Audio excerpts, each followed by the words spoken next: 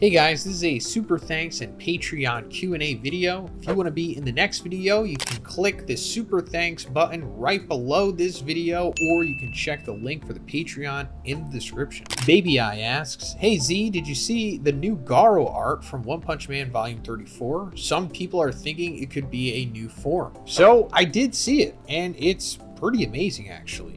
In fact, there's like two seemingly, and I say quote unquote, new forms of Garou in this volume. One on the cover, which is a form that I don't think I've seen before, at least colored this way. And then there's what I assume you're talking about, BBI, one of the illustrations on inside of the volume, where he has like sacred geometry around his fingers. Very cool. Very aesthetic, return to form for Murata here.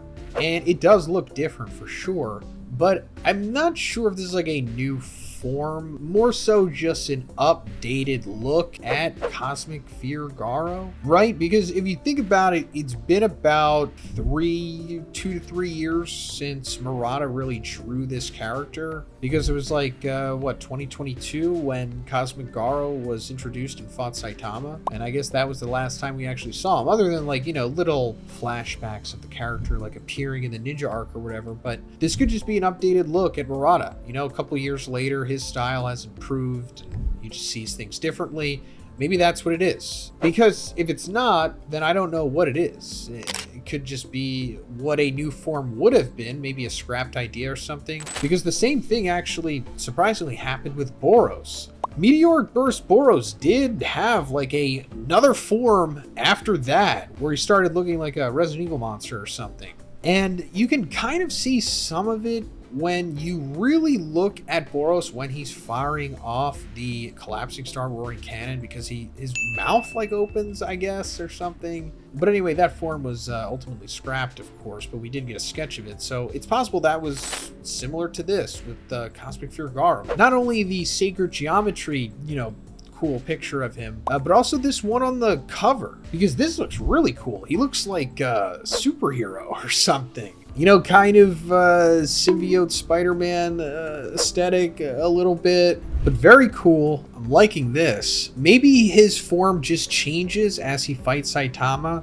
Maybe it's not so apparent in the manga, but maybe once it gets to the anime, one will give some notes to the studio, whoever it is at that point, hopefully not JC staff, no offense to them, but you know what I mean. And maybe his form will just change aesthetically. Maybe it will also denote his progression in power, because he gets as strong as Saitama was at one point until Saitama surpasses him in strength. So as we see like that scale rising, maybe just Garou's form and aesthetic just alters. It could be similar to how he was when he was just a pure human monster, before he got the god power. His form kept changing, as we saw at the end of his fight against Saitama. So maybe this is something like that. Aurora Boost with the $2 super thanks. Hey, thank you, Aurora Boost. I appreciate it. Seems that in Vietnamese, Zbec means buggy, LOL. Yeah, that's pretty crazy, right? So if you go to Google right now and you put buggy into English and then translate into Vietnamese, it says Zbec. Now, was that intentional by Oda? Man, I don't know. That would be wild if he really went that far. I mean, sometimes it does seem like he does do crazy stuff like that, especially with like the titles of the chapters and the numbering, and how the numbering in Japanese winds up spelling something out that relates to the chapter and how it's going to relate to the future of the story. It is really wild, and it is a real thing. However, I don't know if it goes this far. If not, then that's a pretty wild coincidence. But if he did, then Oda's the GOAT. Mr. Bushido 56 with a $2 super thanks says, one idea I see is Law joining the Cross Guild. So I would absolutely love that. I didn't predict Law joining the Cross Guild, but technically, not even technically, he was a warlord. I mean, he was like the second wave of warlords after the originals that we got, but I just thought it was going to be all of the original warlords, from when the series started. But is it just going to be all of the warlords? Or all of the warlords that aren't in a faction? Because I also see Hancock joining them. So I guess Law, in theory, could join the Cross Guild. That would be amazing, because Law needs that. He just got destroyed by Blackbeard. His crew's done. Ship's done. His submarine's done. He's barely hanging on. Beppo had to save him. Yeah, that would be amazing if he joined the Cross Guild. I would love it. I'm not sure if he's going to, but it would make sense to me. Nico Labazzo asks, hey Big Z, been a while. with the redraws finally coming to an end and us getting more webcomic chapters, do you think we'll be seeing more glasses anytime soon? Love seeing the Q&As come back. Hey, thanks, Nico. I appreciate the continued support all of these years, my friend. It really does mean a lot. And I don't know. I mean, glasses is going to come back. I would be surprised if he didn't. I mean, clearly there was some setup there, but it's just been so long since we've seen him. I think, what was the last time we saw him? 2019? It was that volume with the bomb on the front of it. I forget what number it was, but the bonus chapter in that was when we saw that Glasses was training, right? And he was taking some damage. It was like similar to Saitama's journey on his path to removing his limiter, and that went cold. I don't think one forgot about him. I just think he's taking his time coming back, but he will. I actually want to make a video talking about Glasses. I have a theory about him, but I can't talk about it here because I need to have a video dedicated to it. But yeah, I do have hope for Glasses in the future. I just don't know when it's going to happen, to be honest. I mean, it should have happened after the Monster Association arc was over, but, you know, I guess it can happen during the Neo Heroes arc. There's a lot of room to play with in there. Angus Horrocks asks, hey, Epico Z, I saw your characters in the One Piece video and you had a lot of characters in there. If you were able to pick 5 strongest characters and rank them from weakest to strongest, who would they be? So you're in luck, Angus. I actually just went over this with Sai.